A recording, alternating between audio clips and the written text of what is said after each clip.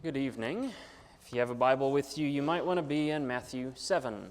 We're going to go all the way through verse 14 tonight, which means next time, I haven't quite planned it out yet, but I think next time we finish the Sermon on the Mount, 2 weeks from today. If you have any suggestions for a topic you'd like to hear me preach on, or a book that you'd like me to go through on Sunday nights, let me know. I may or may not take that. I'll take it into advisement at the very least. But if you have anything you're curious about or you would like my thoughts on or a constructed sermon about, just let me know and I'll work it in somewhere as it comes up in the schedule or as best I can otherwise. Now, if you're following the series and you remember a couple of weeks ago, you might be a little confused when you see on the screen we're talking about Matthew 7 verses 1 through 14.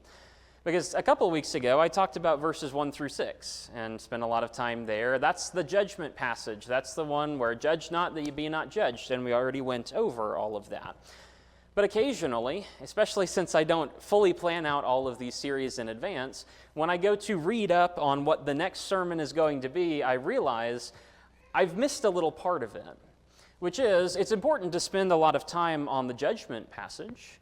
But then I started reading in chapter 7 in verse 7, and it's the ask, seek, knock passage, and I started asking, why is that there?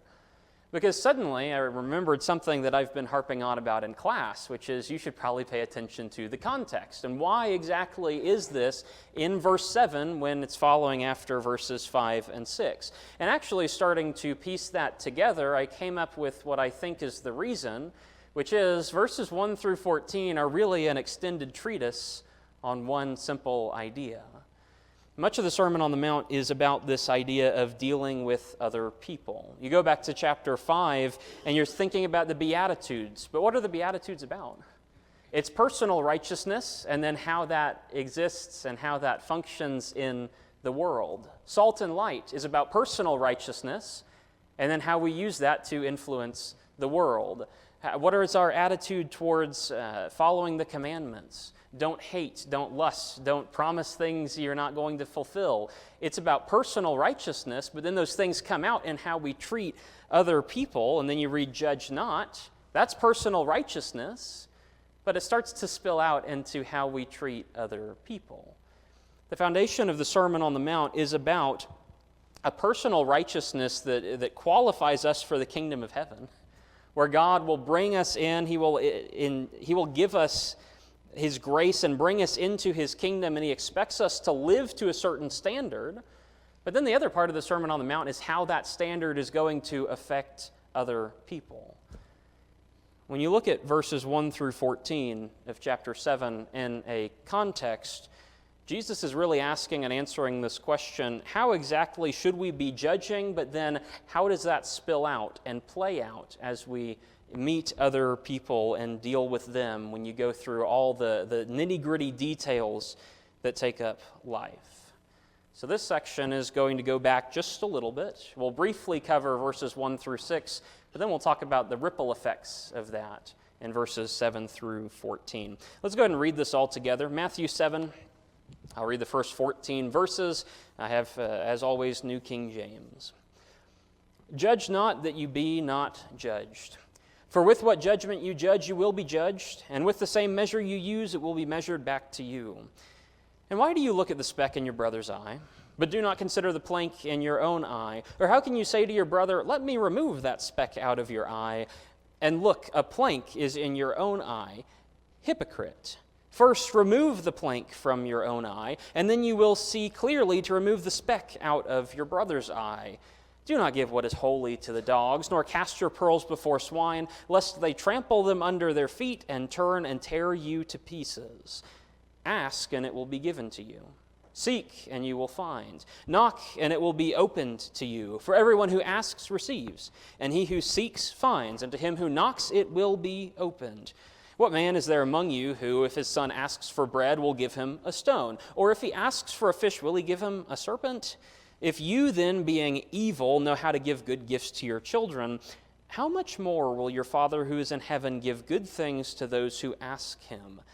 Therefore, whatever you want men to do to you, do also to them. For this is the law and the prophets. So enter by the narrow gate. For wide is the gate and broad is the way that leads to destruction, and there are many who go in by it. Because narrow is the gate, and difficult is the way which leads to life, and there are few who find it. I sat in my office Monday morning trying to put together a sermon and reading those verses over and over again and wondering, why do those things connect? Verses 5 to 6 is already kind of a question. Verses 6 to 7 is definitely a question. 9 to 8 is kind of a question. 12 on top of 11, why is that there? And then why is the conclusion into 13 and 14? How does that make sense as a section? Most of the time when people talk about the Sermon on the Mount, I think this is where the commentaries devolve and just say, Jesus is talking about this topic, and then he's shifting topics and talking about something else, and then he's on about something else, and so on. But I don't think it's that at all after reading it many times over this week. Instead, you go back to the beginning. And again, we've already talked about this first section, so here's the recap. The idea is you're going to be passing judgment on people. Be careful how you pass that judgment on people. Jesus is very specific in verses 1 through 6. When you're passing judgment, make sure that you are righteous first, and then you can check in on others. Verse 5 is so key in this discussion. Remove the plank from your own eye. Get the problems out of your life, and then you can see clearly to help somebody else out. If you don't do that, you can't really help somebody else. If you don't clean up your own life, then how on earth are you going to fix someone else's problem? So make sure you are in the good place with God. When you see other people doing evil, use that as an opportunity to correct yourself, and then step forward and help them, and try and correct them. Of course, not everyone will listen. Verse 6 is very clear on that. Most people just like doing our own thing. It shouldn't be surprising if someone doesn't listen or rejects you, sometimes even aggressively into your face. We should try anyways, at least to some extent, I think, is the message of verse 5. But verse 6 says there may be a time to give up, at least for a little bit. Sometimes it's just not working, and maybe you should go spread the gospel somewhere else that is receptive. Wipe the dust off your feet and then move forward. There is a time to give up, but there is also a time to pursue. How do you determine which one is which? How do you determine when to move on from somebody? I don't know. But then verse 7 comes into play. What am I supposed to be asking about? Ask and it will be given to you. Seek and you will find. Knock and the door will be open to you. Could this section be about seeking an opportunity with the people you're dealing with? Think about the context Jesus is dealing with. Verses 5 and 6 are very clearly about trying to help other people overcome their issues, trying to help convert other people, to show them Jesus or show them the ways that they are failing Jesus, to show them the ways they need to turn and repent and come back to righteousness. Then Jesus says in verse 6, sometimes it won't work. And then he says in verse 7, but you should probably ask. I feel like that's probably connected now, isn't it? What am I supposed to be asking for? Nobody really asks this question. When we read verses 7 through 11, a lot of times we think that it's just about asking God for things, in verses 9 through 11 especially. But realistically, back up just a second. What happens if I find someone who needs correcting? How do I approach them exactly? I could take the street preacher approach, which is go out on the corner of the road and preach hellfire and how they're going to be condemned to hell forever, and that doesn't usually work, and it's usually not very helpful for the cause of God. Sometimes it is, sometimes it's not. What am I supposed to do with the person? Am I just supposed to go and shout in his face? Am I supposed to go and grab the person and beat a repentance into him, or maybe force a repentance out of him? Am I trying to offend him or scare him so much that he repents out of fear of me? Well, that doesn't really seem righteous either. Maybe if I'm looking for an opportunity to work with someone or to correct someone, how about I just take Jesus' advice and ask? It's often a lot simpler if you just start asking around. Hey, do you know Jesus? Hey, do you go to church somewhere? Hey, are you interested in studying this Bible that we have. A lot of times we don't read the passage that way. We read the passage in a kind of generic way that's divorced from the rest of the text right here. And there's nothing inherently wrong with that. We'll do it in just a second here to give you an example of a typical lesson that's preached from this, from verses especially 7 through 9. The passage here is typically read as just ask God for things and he will help. And when you think about that, it is obviously true. If you lack anything, ask of God, and he can and will provide it. Is that true? Well, of course it is. Where do we appeal to? Maybe you go back to Matthew chapter 6 in verse 11. Give us this day our daily bread. Whether you think that's physical food or you think that's spiritual food, if you need something, ask of God, and he can provide it for you. In chapter 6, in verse 31 and 32, don't worry about what we eat or what we drink or what we wear, because after all these things the Gentiles seek, but your heavenly Father knows you need all these things. If you need food, you can ask God, and God can provide it for you. Sure, that lesson is true, of course, with the physical food. Maybe you go to somewhere like Acts chapter 8, where Simon the sorcerer has sinned against God, and Peter's advice, Peter's command to him is repent and pray to the Lord that perhaps he might forgive you. Okay, we have a principle there. If you need forgiveness, you don't get rebaptized again. You go and pray to God, and he forgives you. Or maybe you go to James chapter 1. If any of you is lacking wisdom, let him ask of God, who gives to all freely and without reproach. And those verses, in the first few verses there. The message here, if you take it in general, is a very simple picture. If you need something, ask God, and he can give it to you. Absolutely. It's true. Everywhere over the Bible, you see it over and over again. God is the ultimate provider. He's the ultimate one who can actually help your problem situation. And so if you don't have what you need, then yes, go to him and ask. Make request. God is willing and he's wanting to give good gifts to you. This is where we can pull in verses 9 and 10. What man is there among you who, if his sons ask for bread, will give him a stone? Maybe your son asks for a fish and you give him a serpent instead. A stone is relatively harmless. It's not really going to do anything for good or ill. It's not going to fix the situation, but it's not going to do anything harmful. Giving a child a snake may be a little more harmful. Nobody's going to do that. A loving parent isn't going to either not address the problem of his child or ignore the problem and maybe exacerbate the problem with his child. A loving parent won't do that. If even you, being evil, you guys have a messed up nature already. If even you human beings know how to give good things to your children, how much more do you think God is going to give to his children? God who is eternally good. There are no stones with God. There are no snakes. There is no tearing you down. There is the giving of gifts. Now, of course, if you are in the wrong, if you are sinning, if you're doing evil against him, there will be reprimand. There will be discipline. There will be a correction to put you back on the right path. And then you're righteous again. And then your relationship is restored. And then you're his child again. And suddenly, the good gifts start coming down the line. God is the ultimate answerer of the questions. God is the ultimate provider of the needs. And so if you do need something, then ask and seek and knock from the Lord. Sure. That's the basic general answer to that kind of assertion.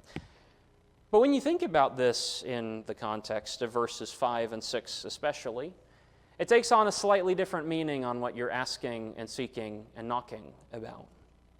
Don't give what is holy to the dogs.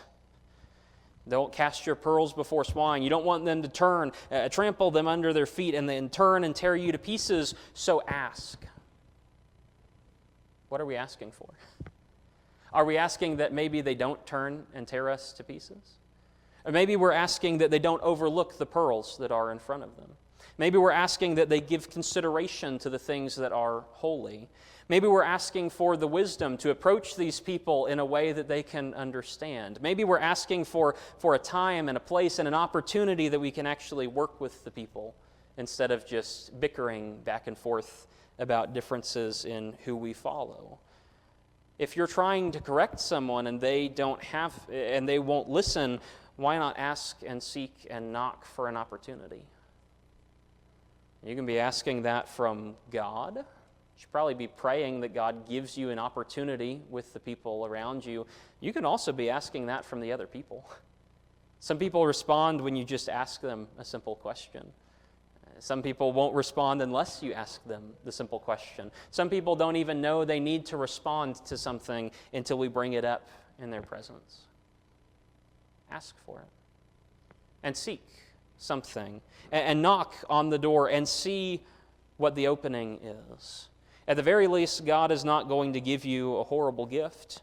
At the very least, God will not let you be overwhelmed and ripped apart and crucified by these people, unlike himself. At the very least, God will ease the rejection. At the very least, God will help out in those situations. And in the best of times, God will give you an opening and an opportunity to help someone else.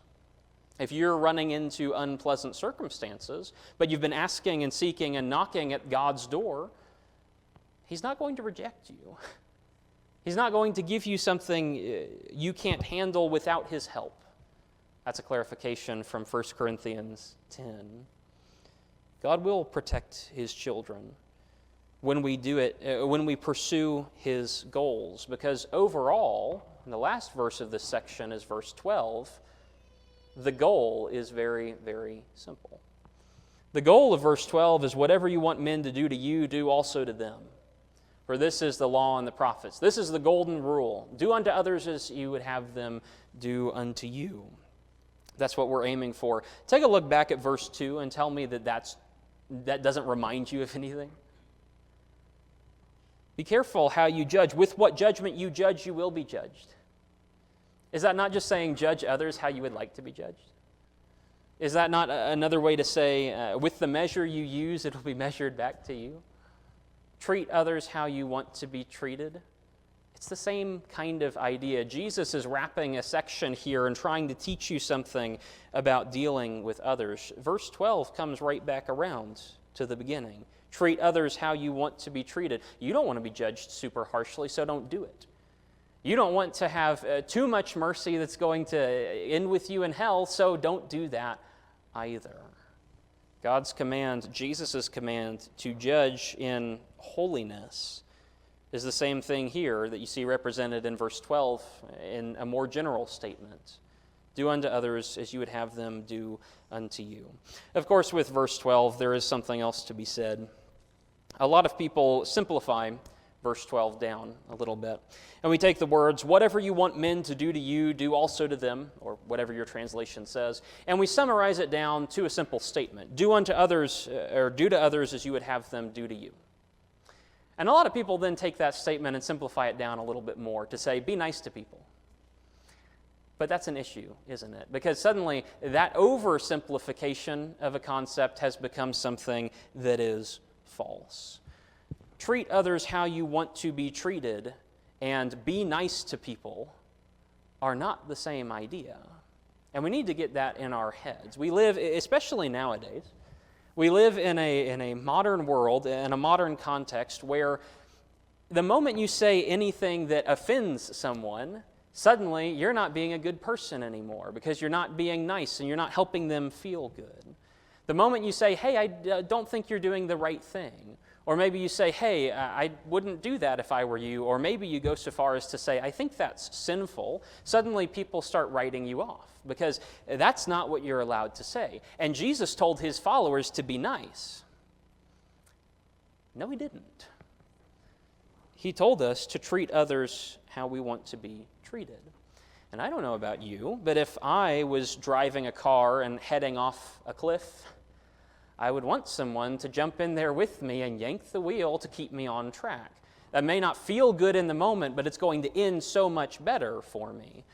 If I see someone spiritually about to get themselves in a wreck, what is my responsibility?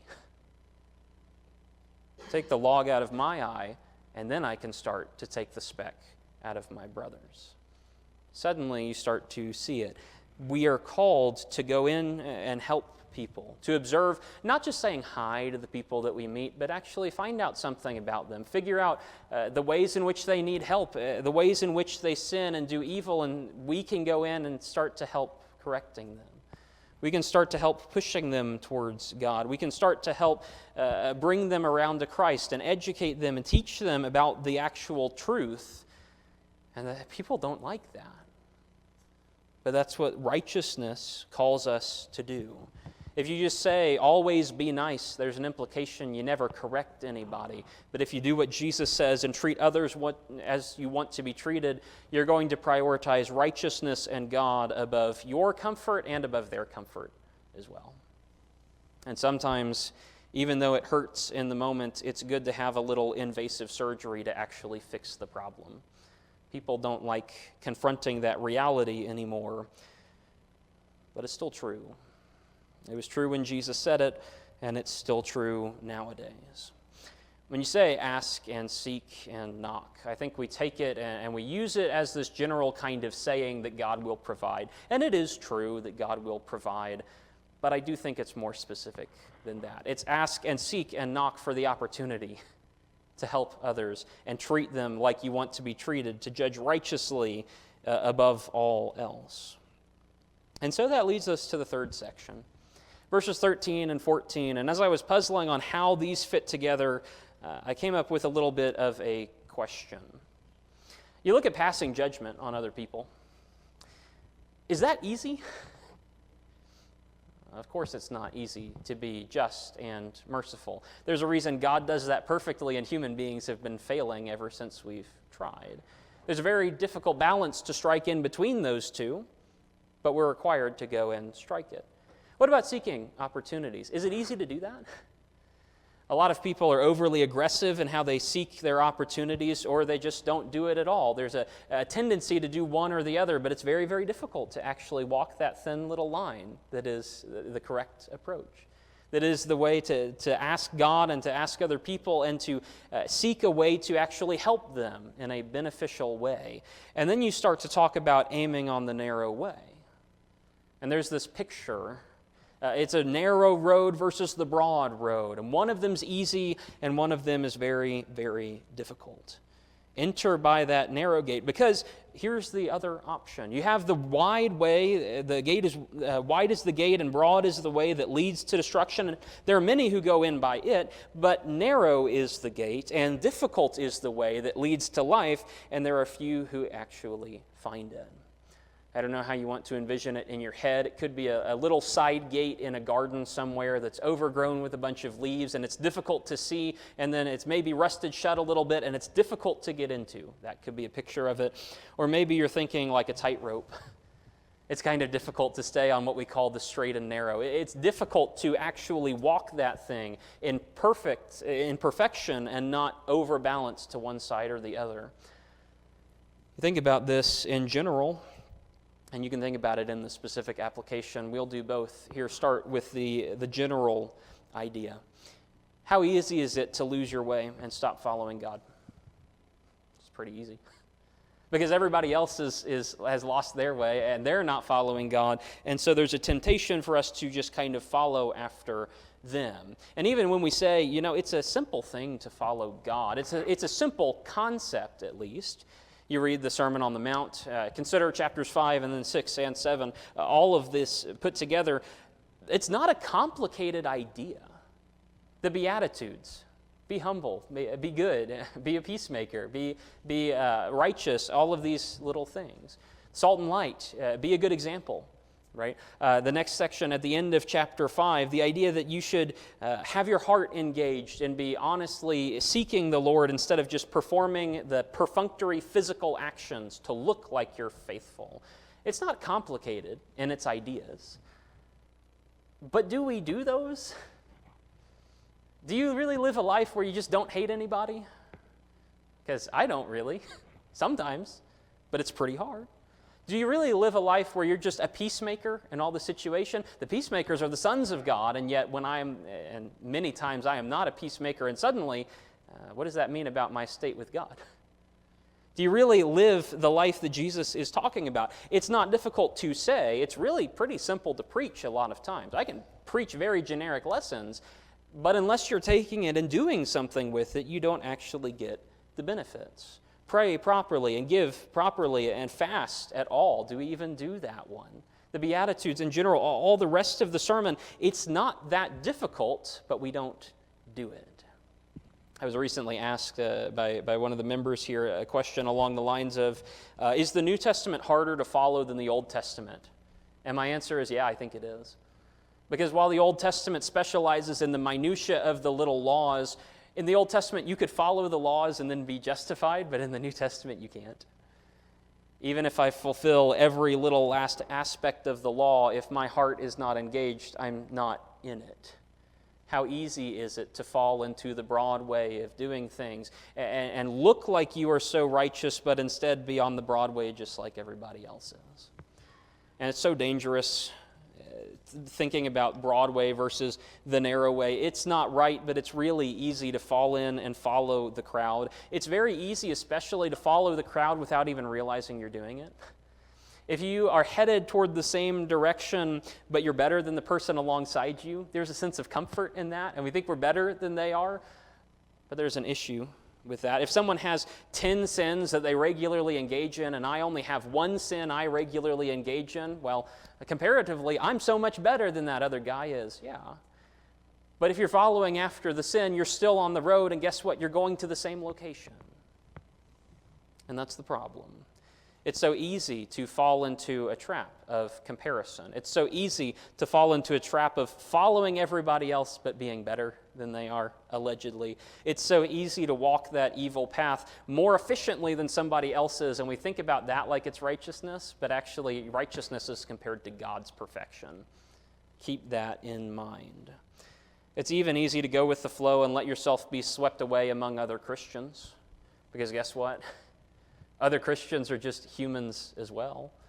Is it possible that I teach some of the wrong things, that I lead some people away, and suddenly a large group of people is going in one direction contrary to God, and you are the only one who's standing against it? There's a tendency for us to say, well, other Christians are doing it, so it must be fine. Or there's a tendency, perhaps, with God to say, those people who are following that are no longer Christians. It's a narrow way. You zoom it down back into the immediate context. Do we judge too harshly? Do we not seek the opportunities? Do we balance these things correctly? It's really easy to fall in with what everybody else does and judge too harshly or jump at judgment. God's not going to like that. It's too easy to fall in what a lot of other people do and not judge at all and never condemn anyone else, and God doesn't like that either. There's a straight and narrow way in between those two. You have to stay on that. It's very easy to fall into the trap of being aggressive with how we pursue an opportunity with someone. It's very easy to fall into a trap to be very passive with how we pursue opportunities with people. There's a way in the middle. There's a balance to be had. And it's a narrow way because not many people find it. When God is talking, when Jesus is talking, same difference. It's not just a general principle for life. He's talking about that one specific issue. Be very careful how you deal with these other people. Be very careful with these situations. Few people find the path. It's a realistic warning. Some people think it's depressing. I don't know. It's comforting that at least a few people do find it. It's a realistic warning. Of those people you try and help, some of them will convert and many of them won't, because few will take that narrow way. How many Christians will there be? Somebody asked Jesus that question one time. How many people will actually enter the kingdom of God? And Jesus didn't give a numerical answer, and he didn't give a percentage. He actually just said, you make sure you're striving to enter. Because at the end of the day, that's all we can do. Is we have to aim at the narrow way, regardless of whether the people around us take it or not, regardless of whether the Christians around us take it or not. I have decided to follow Jesus, no turning back. Though none go with me, I will still follow. Isn't that right? That's what we sing sometimes. That's what we're called to. God didn't call us to a life of ease. God didn't call us to a life of simplicity. People who say Christianity is easy, oh, it's easy on the page. It's just difficult to go and do anything with it. God called us to something, a complicated life, a complex life, because life is difficult. Our lives are an attempt in many ways to find this balance and to walk the straight and narrow and follow after God when every other opportunity would take us away from him. It is a difficult thing. There are only few who find it, but it is a possible thing because there are a few who find it. And that's what we're aiming for. Life in the narrow way is not meant to be simple and easy and comfortable for you. It's narrow. Some people won't fit. Some people won't follow it. Some people won't even find it. There are inadequate tightrope walkers all along this world in a spiritual sense. But you could be one of the few who actually makes it into the kingdom. And that's the glory of there being a way at all. That God did open a door, and we can walk through it if we are so inclined. When you pass judgment, and when you see someone doing evil, it's our obligation to step in and try and help them turn away from it. Know that not everyone you try and help is going to make it with you, but trying to help them is a way to ensure that you're going to make it. There are some who will listen.